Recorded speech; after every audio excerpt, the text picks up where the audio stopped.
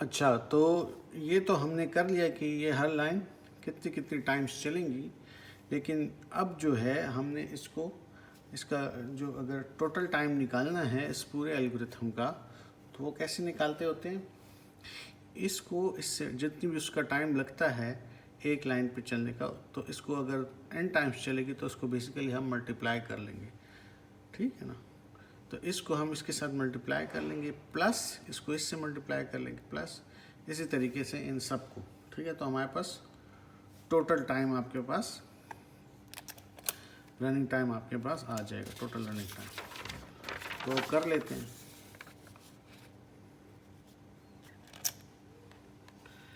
ठीक है, तो Tn इज इक्वल टू, ठीक है, आपके पास पहले का क्या था C1 और मल्टीप्लाई बाय n, तो ये C1n हो जाएगा, प्लस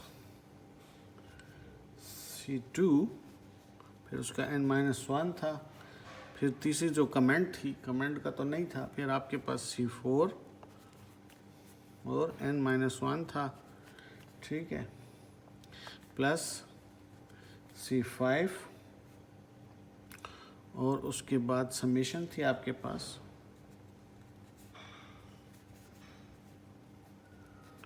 जो वाइल लूप थी उसके लिए Tj था, और जो आपके पास वाइल लूप के अंदर जो वैल्यू थी उसके लिए Tj -1 था, ठीक है ना। ये आपकी जो टाइम बना रहा हूँ मैं, ये भी हम जेनेरिक बना रहे हैं, ठीक है ना। उसके बाद जो है बेस्ट केस और वर्स्ट केस करते हैं।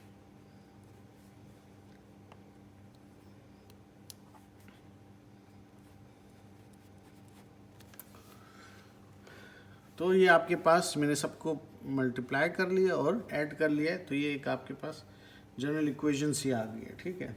अब जो है बेस्ट केस क्या है इसका और वर्स्ट केस क्या है।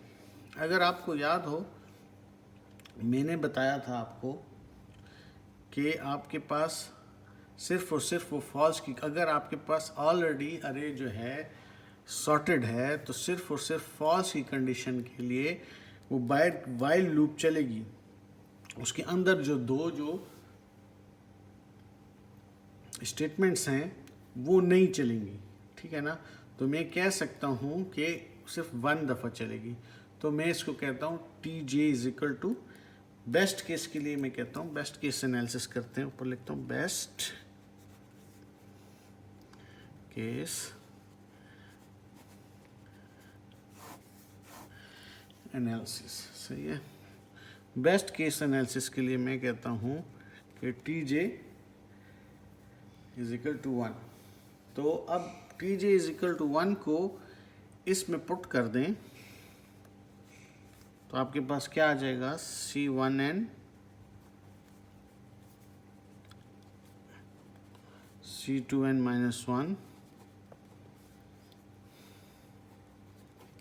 C4, ये तो 1-1 0 हो जाएगा ना, तो सब कुछ 0 हो जाएगा। C6 और C7 जो हो जाएंगे ये तो 0 हो जाएंगे, ठीक है ना। और 1 की समेशन 1 होती है, और अच्छा C4n-1 और ये C5, बल्कि इसका जो फार्मूला है, इसका फार्मूला जो है, चलें अभी C4 को तो कर लेते हैं, और इसका जो फार्मूला है वो इक्वल टू होता है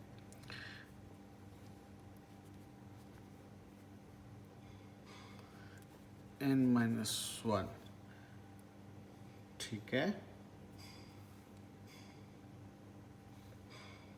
अच्छा, ये n-1 कैसे आया है पता है, 2 के लिए, 3 के लिए 1 है ना, तो ये है 1 + 1, फॉर एग्जांपल 5 है ना, 5 है तो ये 4 दफ़ा चलेगी क्योंकि अंदर की लूप है, ठीक है। जे अगर 5 दफ़ा रन करेगा तो अंदर की लूप 4 दफ़ा चलेगी, इसलिए मैंने इसको n-1 लिखा है, ठीक है ना।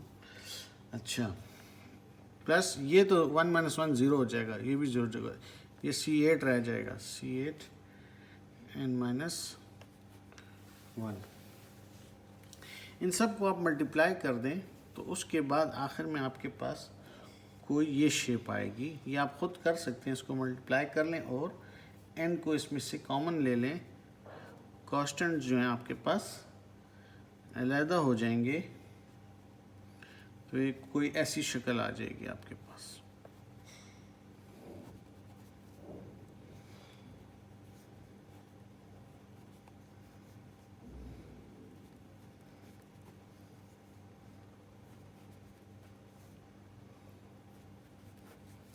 ठीक है ना, ये मैंने कैसे किया है, इनको मैंने इसमें मल्टीप्लाई कर लिया है और देखिए C2n है, C4n है, C5n आएगा आपके पास और C8n आएगा, ठीक है, और C1n है, सही है।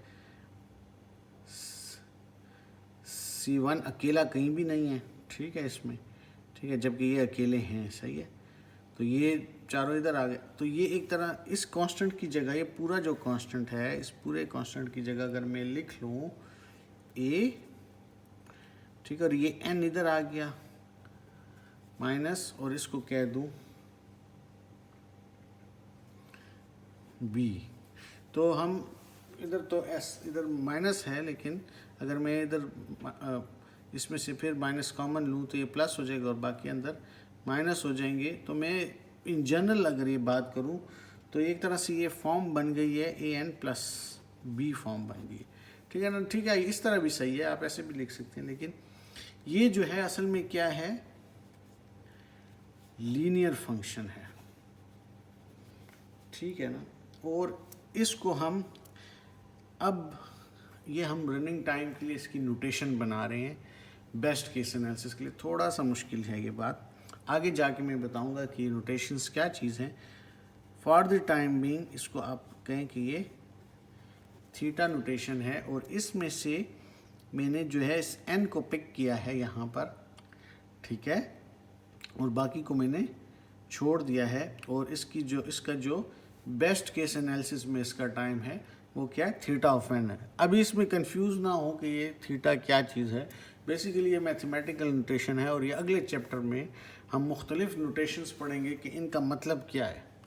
फॉर द टाइम इतना ये कि बेस्ट केस एनालिसिस निकालते कैसे हैं, जेनरिक फॉर्म कैसे निकालते हैं, फिर ये कैलकुलेशंस कैसे करते हैं, और ये जो है लीनियर फंक्शन है, ठीक है ना, ये पॉलिनोमियल जो है लीनियर फंक्शन का, ठीक है, सही है। तो ये आपके पास थीटा ऑफ n आया है best case analysis insertion sort का। अभी इसके बाद हम वर्स्ट केस एनालिसिस देखते हैं।